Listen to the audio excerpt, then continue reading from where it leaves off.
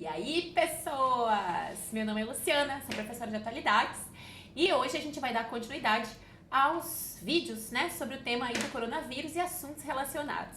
Então, no último vídeo eu falei então de algumas pandemias da história. A última que eu falei foi a gripe espanhola.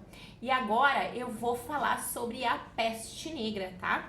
A peste negra assolou a Europa no século XIV, ok? Ela surgiu na China há mais ou menos 2.600 anos passados. Originária, então, né, na Mongólia, a cepa da peste negra que atingiu a Europa, então, lá no século XIV. Como ela é transmitida e o que é essa peste negra? Então, ela foi transmitida por pulgas mordidas de ratos, né? Ou, enfim, transmissão aérea pelo ar, né? Então, o reservatório natural da peste negra, desse vírus, vão ser os roedores, ok? As pulgas. Então, a gente vai ter a peste na variação bubônica, né? A bactéria ela vai cair na corrente sanguínea e vai atacar o sistema linfático.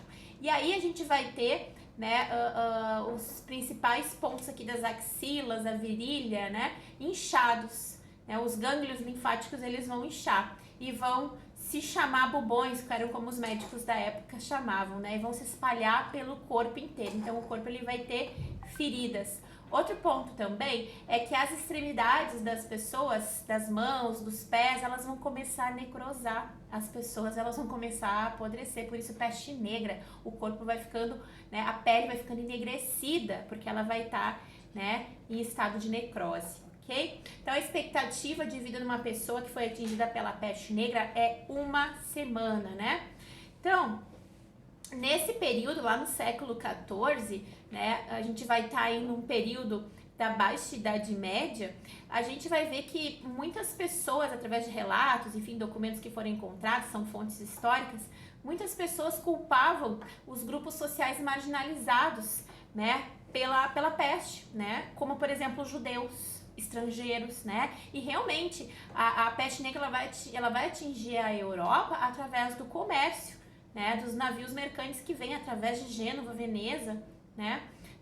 Enfim, e vai se espalhar, né? Então a peste negra ela vai se espalhar pela Europa inteira, ela vai ser uma pandemia mundial, ok? E inclusive ela vai ter várias levas, né, dessa epidemia, pandemia da peste negra. Tanto que a última que vai assolar o mundo vai ser em 1800 e ela vai vir aqui pro Brasil e vai matar muita gente, tá? E 1800, lembrando, tá? Então, por que a peste bubônica ela vai se alastrar tanto assim? Então, a gente tem que lembrar que naquele tempo as pessoas não tinham esses mesmos hábitos de higiene na Idade Média. As ruas eram estreitas da Europa, né? Não tinha calçamento, era terra. E ali passavam os cavalos, né? Os cavalos faziam xixi, faziam cocô. As pessoas, né? Os homens ou as mulheres, enfim, faziam xixi ali mesmo.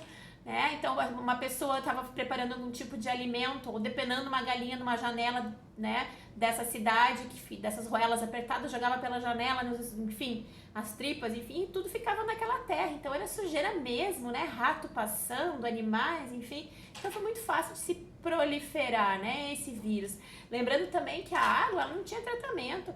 Então, aquela água era poluída por lixo, os animais tomavam banho, as pessoas tomavam banho e bebiam aquela água suja, né? Então não se tinha higiene, então era muito fácil de se propagar, né? Vírus e bactérias naquele período, diversas pessoas morriam, assim, por doenças que não, se as pessoas tivessem higiene, não morreriam ou não ficariam doentes, né?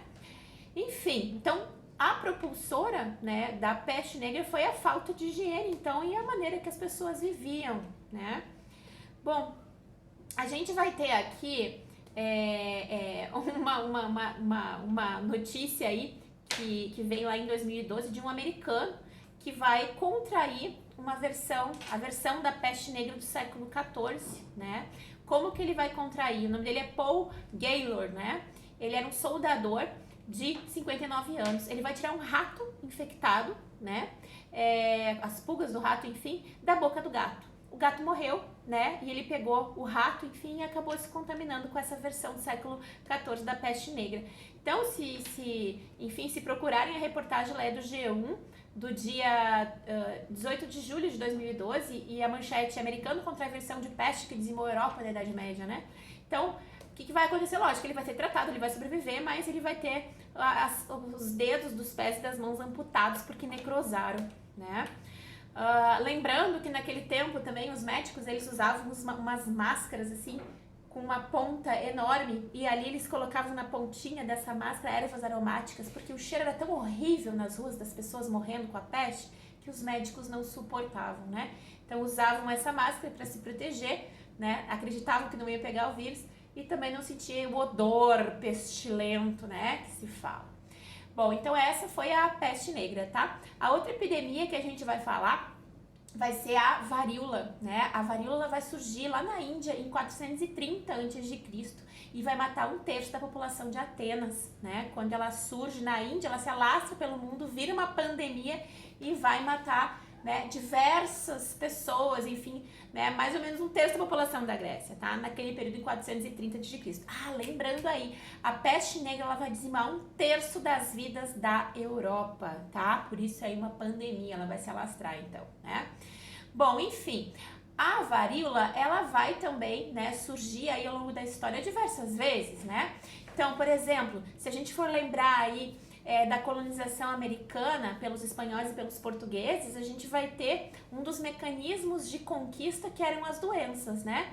Seria a espada, a cruz e as doenças, né? A cruz porque a Igreja Católica vai aculturar, a espada, né, do colonizador, e as doenças. E qual doença que vai se disseminar e que vai matar a maior parte dos ameríndios, né? Principalmente aí a civilização asteca e inca, né, na América Espanhola, a varíola, né? Então ela foi uma pandemia também. O último caso de varíola vai ser diagnosticado lá em 1977, né? E vai levar a OMS se certificar que essa doença vai ser erradicada lá em 1980.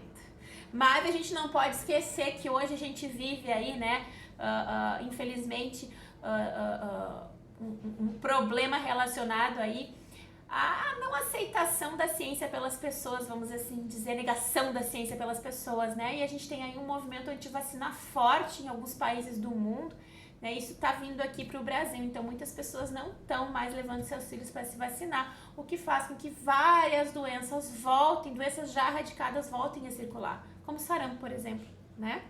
Que vai vir aí a partir de Roraima, né? De Pacaraíma, com os venezuelanos que vêm pra cá. Mas lembrando, o sarampo, né, ele vai ser uma epidemia, né, e não uma pandemia. Bom, então relacionado aí a essas pandemias mundiais, a gente vai ter também, né, a tuberculose, que vai assolar diversos países do mundo, também é considerada uma pandemia.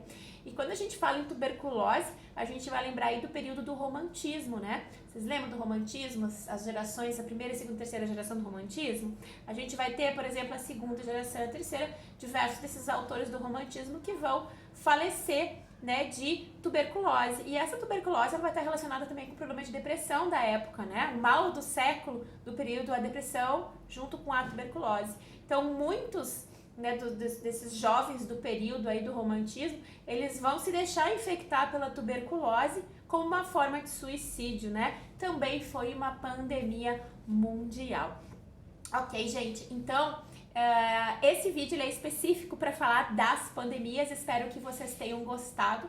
Deixem um likezinho aí, ok? E o próximo vídeo a gente vai falar sobre a economia chinesa e a economia mundial e os impactos, então, se der tempo nesse vídeo, porque é só 10 minutinhos, né?